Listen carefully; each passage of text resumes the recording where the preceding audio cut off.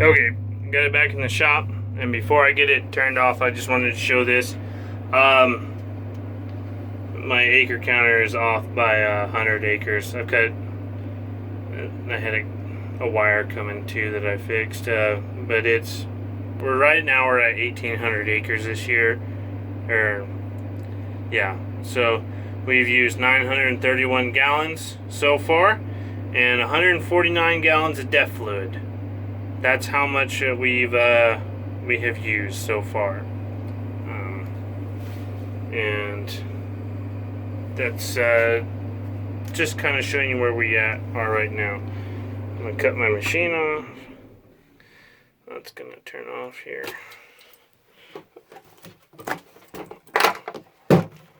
Okay, and that's so far that's the inside. One reason I did the inside first, if you're gonna sit in this machine to 12 to 16 hours a day or 10 hours a day, it's got to be comfortable, or you're not gonna be having a good time. Let's go up and address the header. I have a 91, 95 header on mine.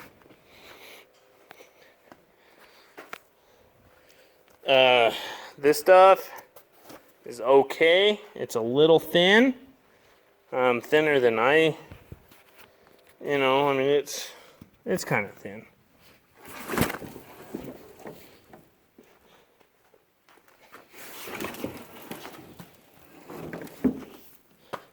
And I've got to get my machine cleaned off. I didn't get it pressure washed on our last field, and our last field was just full of gopher holes.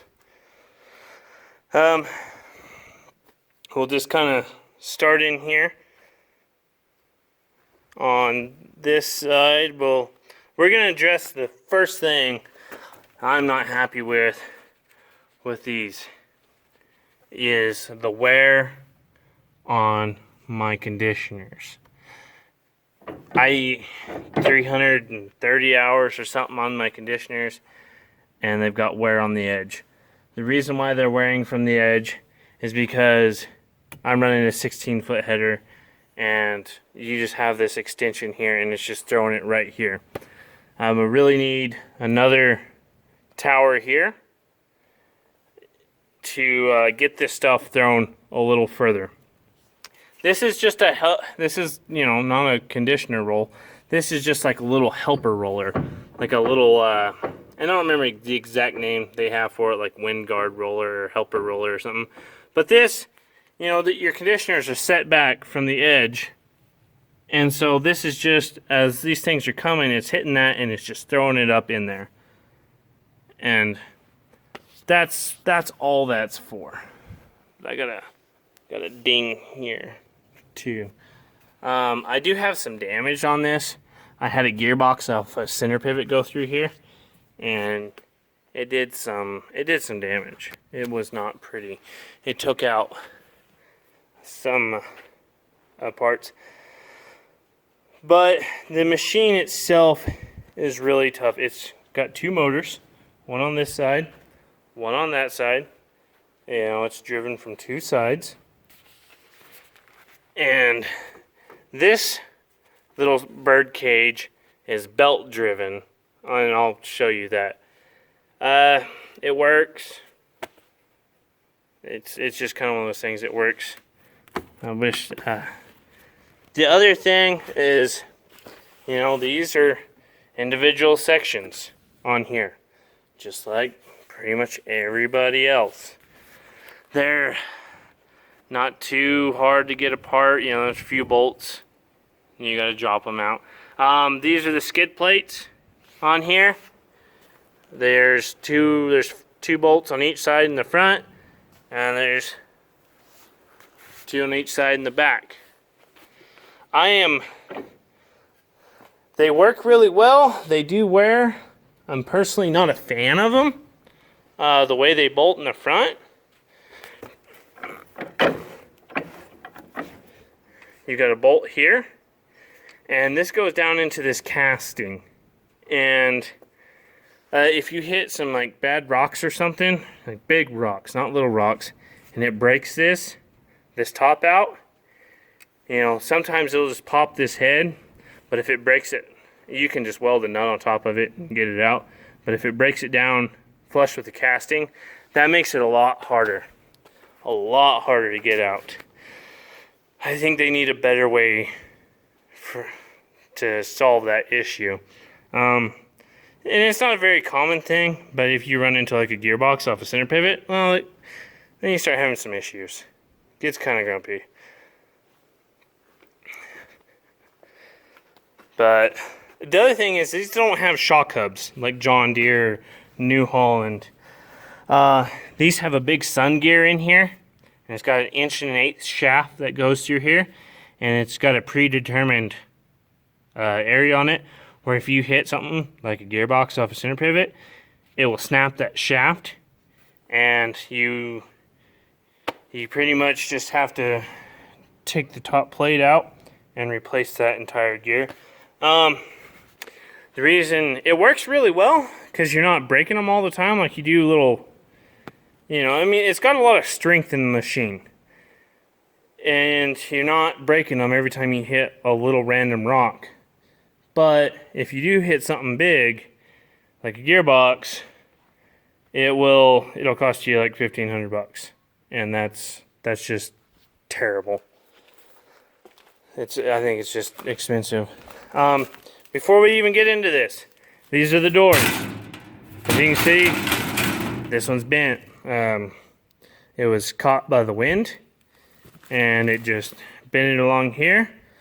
They need like a little rubber latch here, because most people take them off. I know some custom guys, they just take them off. I don't want to do that. I like my machine. It's dirty right now. It's terribly dirty.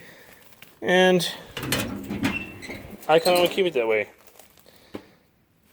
Alright, there's been some misconceptions about the number of conditioners there are.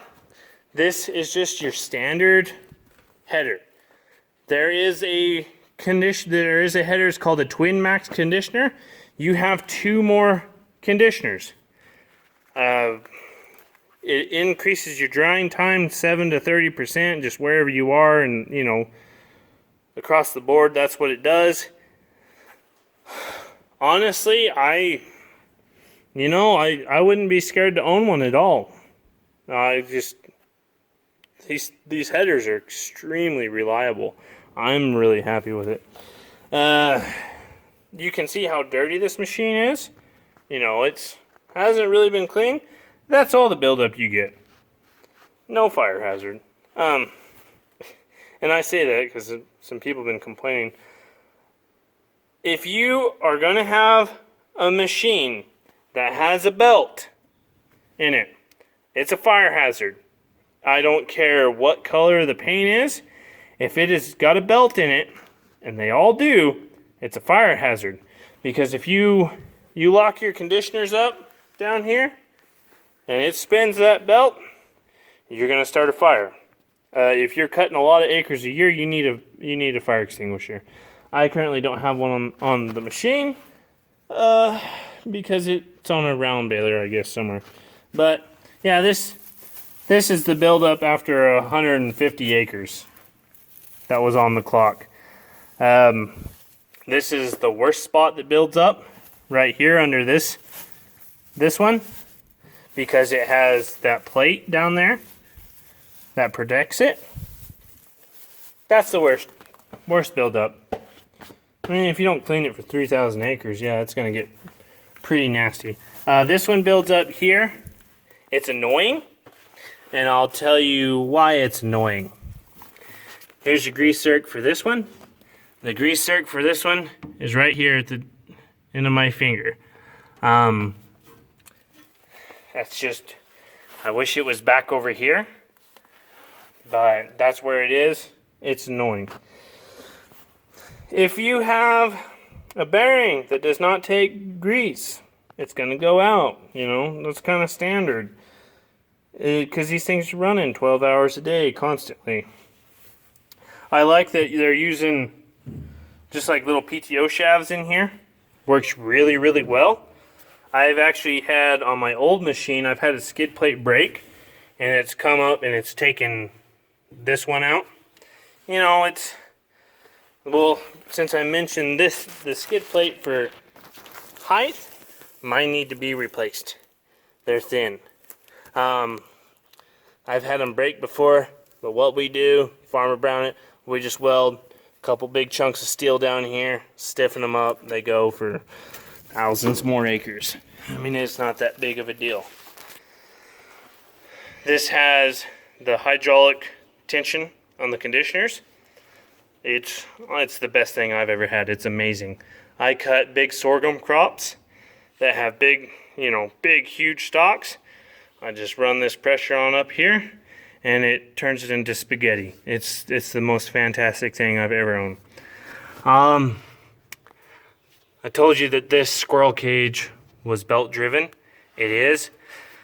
It's got 4 bolts that hold it over here, and it has a bolt that goes through here to help you pull it. Mine is missing because on about 200 acres ago, we were doing a custom job and we found a gearbox off a center pivot, and that was just one of the casualties. It bounced through this header and bounced through the header and hit the squirrel cage and broke that.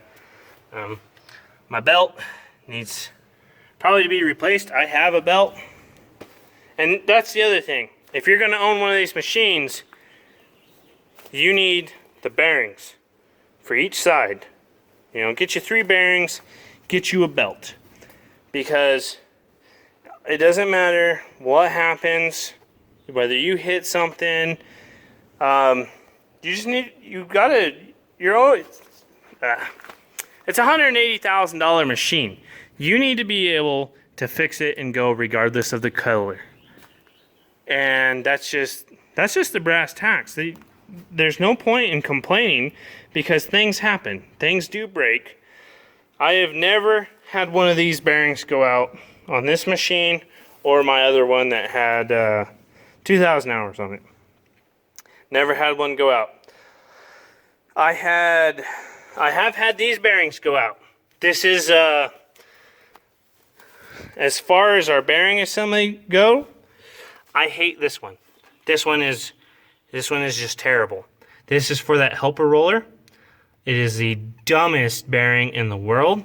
It has a big cast housing on it, and if something hits that helper roller, because you know it's got space, you can crack this cast housing. Or if these things stop taking grease, then it just gets hot. That bearing will get hot and it'll blow this casting apart. I have replaced these things. I've had 2 of them go out on me just through, well, one of them was broke when I bought it. I've had this one went out on me. You know, it had 300 hours on it when it went out. I replaced it. 10 minutes later, we ran that gearbox through the header and shelled it out again because it hit it and just blew it apart. So that's the only bearing I don't like on this machine. Absolutely hate it. I think it's the biggest pile of junk. If that bearing, when I say if it's not taking grease, you need to address it right now. That's the bearing. If that bearing does not take grease, it will fracture that cast housing in a heartbeat. I mean, it does not give you any time. So, yeah, that's my big bugaboo. Here's how you adjust the depth on your conditioner so they're not rolling. I've had a big rock run through my old one and break one of these bolts. I keep a couple bolts on hand because I do a lot of, almost 95% of my work is custom work. So I'm traveling lots of places, and you just have to be able to keep going. We'll come over to the other side of the machine and look at it, and then we'll go back to the front. I ran into a center pivot. I was getting greedy with some hay, and it was after a very long day, Now it's ready to be done. Okay, here's this side. Doesn't look like a very big fire hazard to me. It's just, you don't have the belts like you did in the old machine. The old machine was driven, the 9635 it didn't have the complete roller along the bottom. It had stub augers, and it had a drive shaft in here. But yeah, you know, this is the buildup that you get. It's how it is. You're gonna have hay buildup. Occasionally, on one of these cylinders, you'll have, you know, you can have a hose back off, and it'll leak, and you'll drop pressure. So you got to watch that. But other than that, I mean, these things are pretty impressive. Our forming shield back here. See, this one's electronically controlled, so I can lower it. This I've got set actually all the way out for dry down. I have it open as wide as it'll go. When I'm running this merger back in here, I have to narrow it up, especially on that side, so it'll get the hay. I have a hydraulic leak. One of my fittings started leaking, back in the spring, and I just have not addressed it. It has not been one of the things I've gotten to.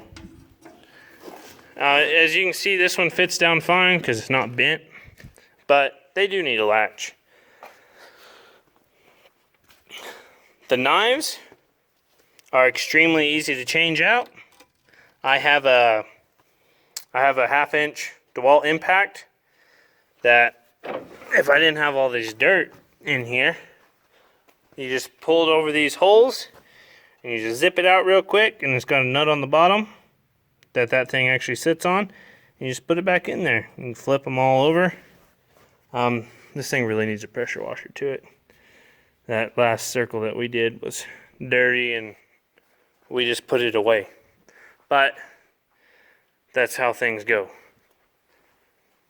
As far as the header is concerned, I just can't complain about it. Besides, the only things I can complain about are the little bolts up here that hold these skid shoes on. I hate those. It's a terrible idea. You know, come up with something else. That's a must. You see a lot of cutter bars though that they really just don't have much of a guard, and this thing comes out here, and they do wear. You do have to replace them. I've got an old one here. This is an old one. You can see it a lot better. This one's hit some rocks. It's lost the top. Here we go. That one's got some wear in it right there. But that's what it is. They just slip on there. Got 2 bolt holes on each side. And I replaced that one because it was splitting. If you're being really cheap and you notice they're starting to separate on that side, all you gotta do is take a MIG welder and just weld back through here. If you're in a pinch, usually I try not to do that unless I have one that's just barely starting. But now I guess we'll just go on to the rear of the machine. This is the rear suspension. It's got 2 travel arms back here. Really helps out, really stout. Big tires. Go ahead and get our doors opened up.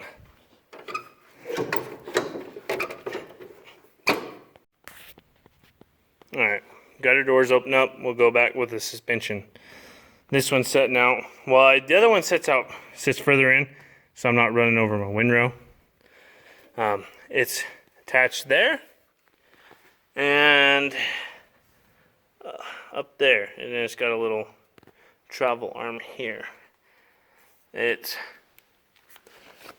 that's it. Like I said, the new ones have a cylinder, goes through here. and it makes it steering a lot easier. The cooling system. I love the cooling system.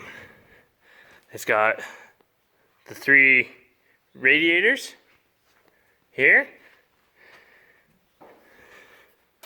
Open it up. And there you go. Big open space. Hydraulic fan that reverses and blows dirt back out through the radiators. There's the shock. There's shock on each side for the suspension. But it makes cleaning these things so much nicer. The cooling on this thing is amazing because they're not stacked together. There.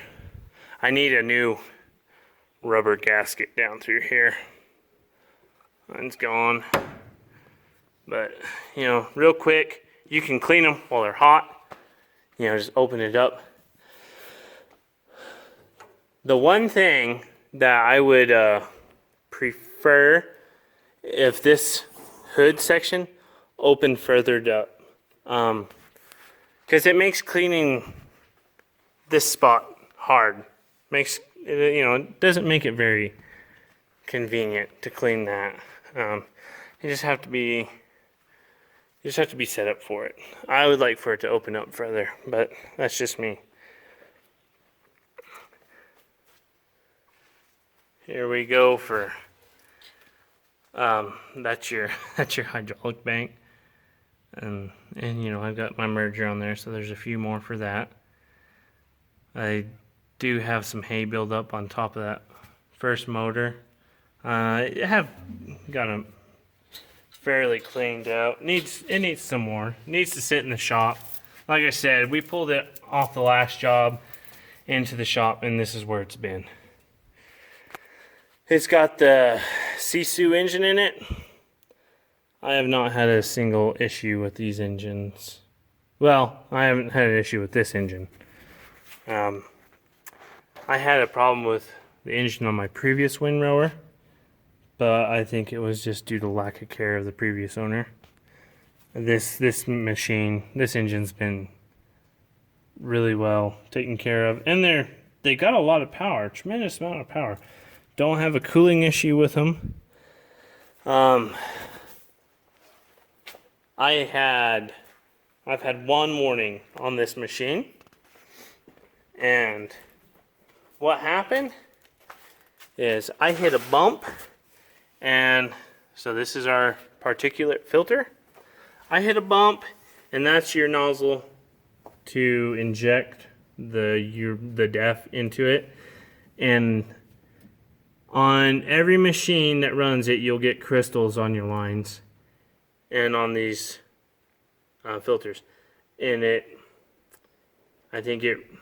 said that it probably released one of those crystals, and the sensor went off. And I actually turned the machine off because we had to do something. Their advice was, you can pull this. There's like 3 bolts, and you got to pull that out, and you can clean them. But it was just, this thing was so hot that I didn't do that, and I haven't had an issue with it. Not like it's building up. One way to stop buildup on that is you have to change the filter. That's your DEF filter right there. Comes off your DEF tank, goes there. You change the filter very often, every so many months or so. Other than that, I have one more complaint, is when this machine, it had some hoses that were rubbing on each other, and hoses that rub on each other for so many hours. I got little pinholes in them, and they started leaking hydraulic fluid, and I had to have that fixed. And while you're running this machine, if that happens, it can dump a lot of oil quickly. But there are alarms.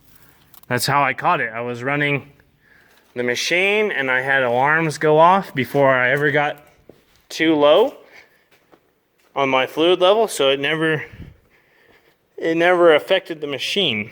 I got it fixed, and went on with life. But because that can be an issue. And the reality is, it was a new machine, and it got missed at the factory. You know, they were sitting somewhere. Now we'll kind of get into this merger. So when you're running a merger, you know, I have those chains lowered pretty low. I bring my forming shield all the way up, and that way it throws the hay up here onto the merger. Because the merger rides low, but it has to get it far enough to it.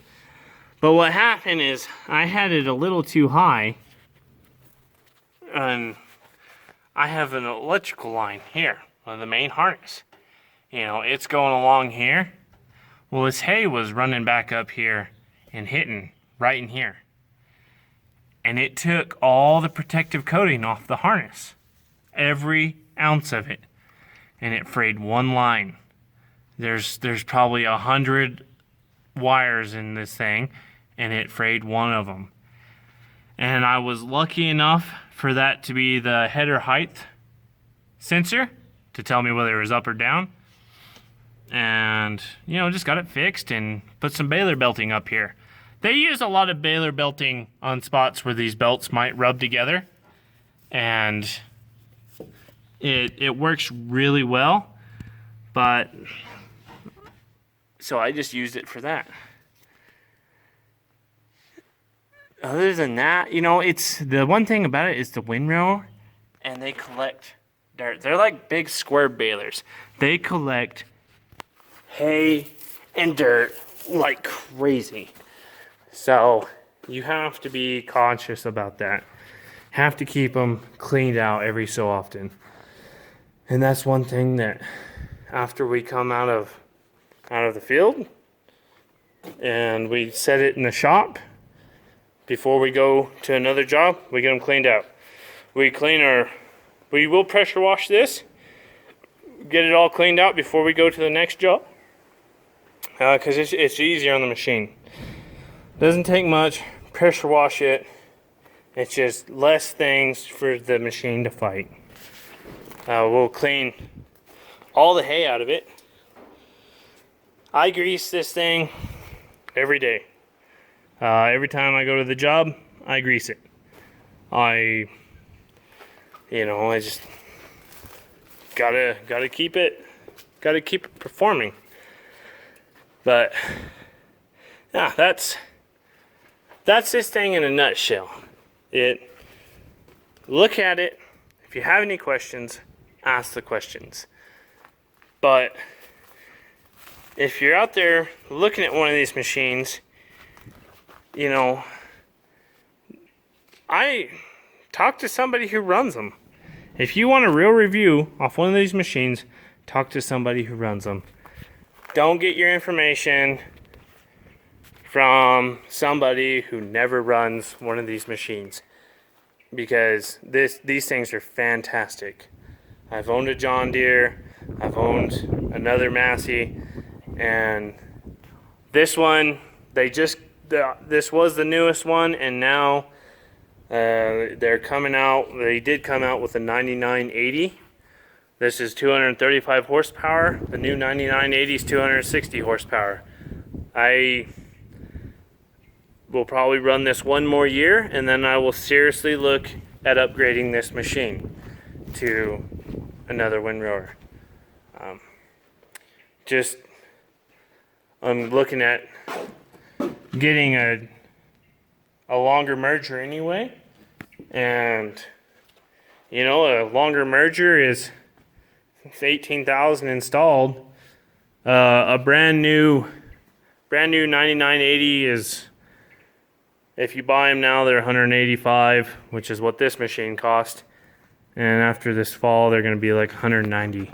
That's with the merger and the GPS on it. So if you're not running the big 16-foot header or the merger or GPS, they're going to be a lot cheaper than that. But that's what they're going to cost now. And I would seriously look at one. But anyways, I know this thing's long enough, so I'll end it here with one last note. We need LED lights. These are a joke. The running lights for operating are awesome, but the hazards need to be LEDs. I don't know why they're not. It blows my mind. But yeah, well, ask me whatever questions you have. I will answer them in video form if I can. But if someone were to come up and say, hey, what do you think about this machine? Should I buy it? I'd say you're a fool if you don't. If you're comparing it against other machines, if you don't buy this machine and you have a local dealer, I don't think you can go wrong purchasing one of these machines. They really don't. They are that good. So, thanks for watching. Okay, we're gonna finish this up. We actually had some downtime to clean this thing. And so this is what it looks like. A lot cleaner. We mainly focused on getting the mud out from under these. And of course we still have a lot of it, but it's broke loose. These are little bolts that hold these on here.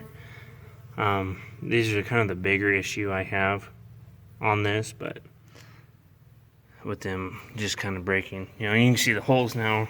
Just a lot cleaner where you can actually see it and kind of get to it.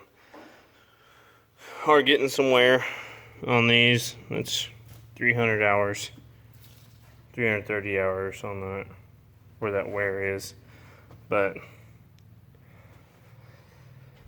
you know, the thing about it is it is a good machine. You have to keep these things clean, and we got this one spiffed up. It's ready for go back into the field. We're got some hay jobs coming up with it, so get it kind of ready to go. But if you're doing a lot of custom work, you're gonna see a lot of mud like this. You know, you just can't wait for things to dry down, but it doesn't drag very bad, I've noticed. You get in some fields where it's just super terribly muddy, and they will drag. It just builds up enough, it drags pretty bad. The other thing is the bolts, how they wear. I mean, you can see this. That's not that big of an issue. This donut needs to be replaced. It needs to have a new bolt. These ones will wear, and these ones up here wear, but not terribly bad. These ones are kind of the worst for wearing. They get a lot of dirt under there. And then the bolts that hold the plate on the back side wear tremendously bad. Those things wear just where you can't get a wrench on them. So when you're switching these plates out, the best thing to do is just take a torch all the way down to on the back ones, except for two. There's two in here and on the other side where the nut is up on the inside. So you really need to just weld a nut to them to take them out, because if you torch that, then you're not ever going to get a bolt back in there. Just the way the header's built. Kind of silly, but that's just how it is. Other than that, I mean, they are pretty good headers. Really stout headers.